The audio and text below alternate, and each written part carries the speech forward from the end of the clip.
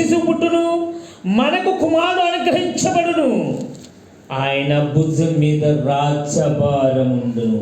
ఏముంది చెప్పండి? కట్టె శిలువ మోసుకొని పోయాడా?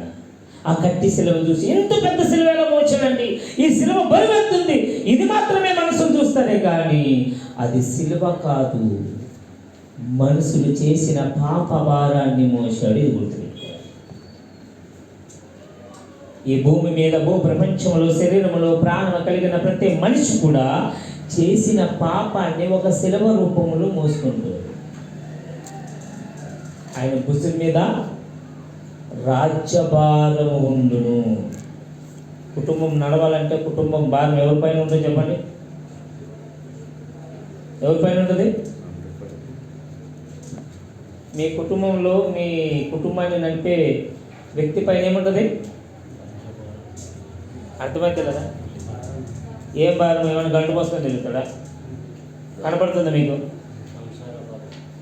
కనపడుతుందా? ఎంత భారం ఉందండి, ఎన్ని బాధలు ఉన్నాయి, ఎన్ని దవాఖాన పరిస్థితులు, ఎన్ని అప్పులు, ఎన్ని ఇబ్బందులు, ఎంత పని చేసిన పైసలు లేవు, ఏమైనా కనబడుతుందా? అప్పుడప్పుడు అనుకుంటారు ఎవరి కష్టం మనకే తెలుసు, ఎవరి బాధ వాళ్ళకే తెలుసు, ఎదుటివాడికి కనపడదు. యేసుక్రీస్తు ప్రభు శిలువ మోసుకున్నాడన్న సంగతి మాత్రమే తెలుసు, కానీ ఆ శిలువ పైన ఉన్న భారం ఎందుకు తెలియదు. కట్టి శిలువ మోసుకుంటారు.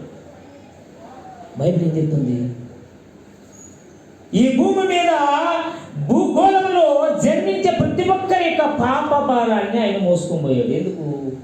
నీవు, నేను, ఇంకొకరు పాతాళములో పడకూడదు, నరకములో పడకూడదు. అంత భయంకరమైన స్థితి. అవును, ఎందుకు భయంకరం చెప్పండి? మోషే ధర్మశాస్త్ర ప్రకారము బలులు అర్పించేవారు. ఏమంట? మా పాపాలు పోవాలి. అప్పుడేముండే?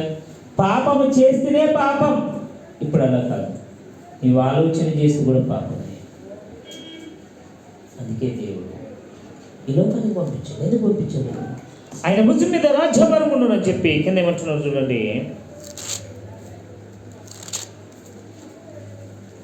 మనకు కుమారుడు అనుగ్రహించబడును, ఆయన భుజం మీద రాజ్యభారమును. ఆశ్చర్యకరుడు. ఎవరంట? ఆశ్చర్యకరుడు అంటే ఏంటి తెలుసా?